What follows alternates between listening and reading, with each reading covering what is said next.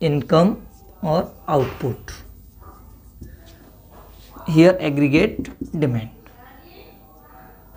So first draw the aggregate supply curve which is 45 degree line. Aggregate supply, इसी को आप income line भी कहते हैं, y जो 45 आप यहाँ पे लिख देंगे डिग्री, 45 डिग्री. अब एग्रीगेट डिमांड कर्व बनाएंगे इसमें. तो एग्रीगेट डिमांड कर्व आपने देखा था कि मोर देन जीरो से स्टार्ट होता है, वो C प्लस एस को मिला के, क्योंकि कंजम्पशन जीरो नहीं होता है इसलिए वो C उसके अंदर जुड़ा हुआ है, C प्लस आई है, तो इसलिए वो ऊपर से स्टार्ट होता है. तो यहाँ से हम कहीं ये एक कर्व बनाएंगे जो एग्रीगेट डिमांड को शो करता है, जो कि C प्लस आई के बराबर है. तो ये पॉइंट यहाँ पर दोनों बराबर हैं, दोनों लाइंस, यानी कि एग्रीगेट डिमांड, ये आप ए ले लीजिए चाहे पॉइंट, तो यहाँ पे दोनों बराबर है, ये इक्विलिब्रियम हो गया E. ये यहाँ पर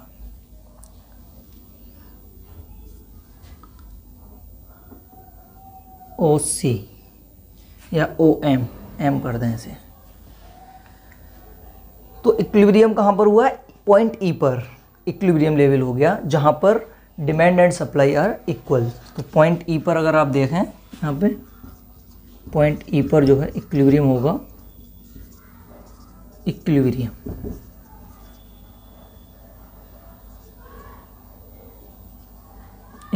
होगा, राइट, वेयर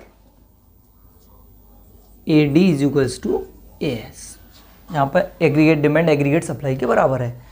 और इनकम एंड आउटपुट लेवल क्या हो गया?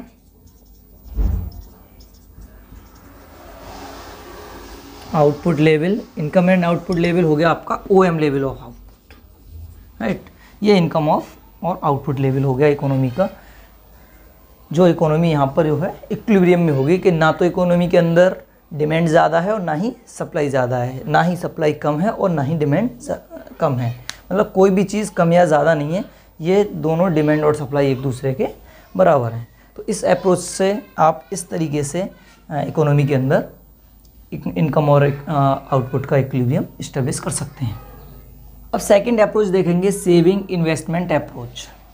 तो सेविंग इन्वेस्टमेंट अप्रोच के अकॉर्डिंग हमने ये शेड्यूल बनाया. फिर से इसमें वही सेम इनकम है आपका, कंजम्पशन है सेम, सेविंग्स हैं और इन्वेस्टमेंट है, इतना. क्योंकि जो इन्वेस्टमेंट यहाँ पे होगा सेविंग इन्वेस्टमेंट के अकॉर्डिंग, जहाँ पर saving will be equals to investments.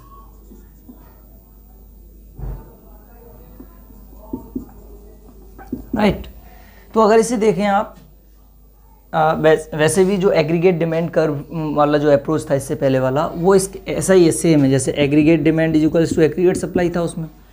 तो एग्रीगेट डिमांड किसके बराबर था? C प्लस आई के बराबर होता है, और aggregate supply C plus S के बराबर होता है. तो अगर C को इधर ले आए तो माइनस में आ जाएगा, तो C से C कैंसिल हो जाएगा, तो क्या बचा? I is equals to S, यानी कि सेम ही तो है, यानी investment is equals to savings. तो इन्वेस्टमेंट सेविंग इन्वेस्टमेंट या इन्वेस्टमेंट सेविंग के बराबर है, तो वो इक्विलिब्रियम लेवल तो होगा, राइट. तो सेम ही चीज़ है, उसको अलग करके दिखाया बस. तो यहाँ पे आप सबसे पहले इसे देखें. पहली कंडीशन में सेविंग और इन्वेस्टमेंट, इन दोनों को आप देखेंगे तो सेविंग इन्वेस्टमेंट दोनों बिल्कुल अलग हैं, यानी कि सेविंग जो हैं वो S is less than I. Saving बहुत कम है, इन्वेस्टमेंट ज़्यादा है. यहाँ पर भी सेविंग्स कम है, इन्वेस्टमेंट ज़्यादा है. यहाँ पर भी सेविंग्स कम है, इन्वेस्टमेंट ज़्यादा है. ठीक है, ये ऑटोनोमस इन्वेस्टमेंट है 20 जो हर लेवल पर है, जो बता चुके हैं पहले. यहाँ पर भी सेविंग्स कम है और इन्वेस्टमेंट अभी भी ज़्यादा है.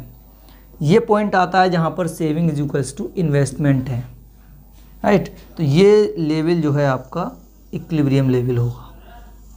ये यहाँ पे आपने ये बना दिया, राइट.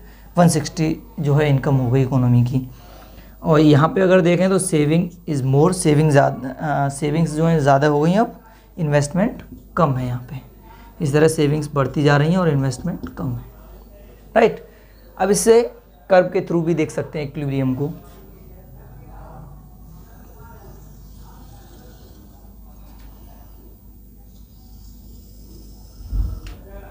ये एक्स एक्सिस हो गया आपका, ये वाई हो गया, यहाँ पे सेविंग और इन्वेस्टमेंट दोनों ले लीजिए आप, यहाँ पे इनकम एंड आउटपुट हो गया, राइट।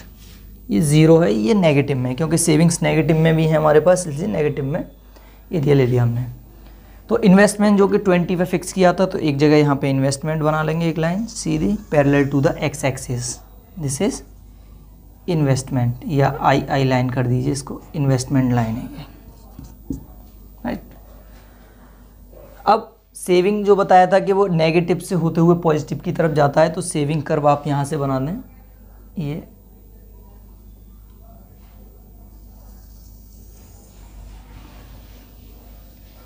सेविंग कर्व हो गया, S S, this is saving curve. तो इक्विलिब्रियम लेवल कहाँ होगा, where the saving is equals to the investment, it means at point E, right. तो ई जो होगा वो इक्विलिब्रियम लेवल होगा, जहां पर saving is equals to investment है, राइट।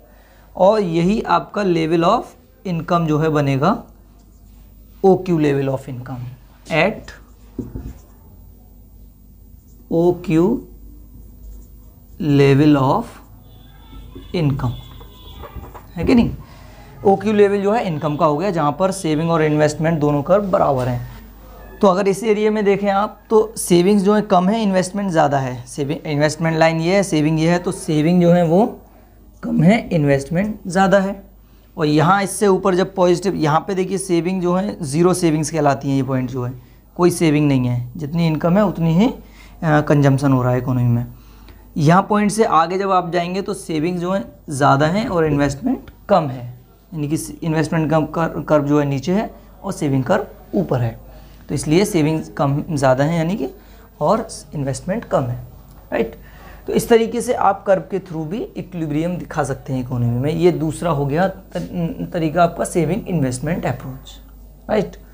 तो इस तरीके से आपने इक्विलिब्रियम डिटर्मिनेशन के दोनों मेथड्स पढ़ लिए हैं, और इन्हीं पर क्वेश्चन बनता है एग्ज़ाम में।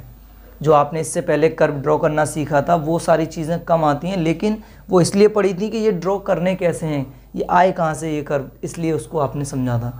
तो आप ये दोनों मेथड अच्छे से पढ़ेंगे जिन पर एग्ज़ाम में क्वेश्चन बनता है।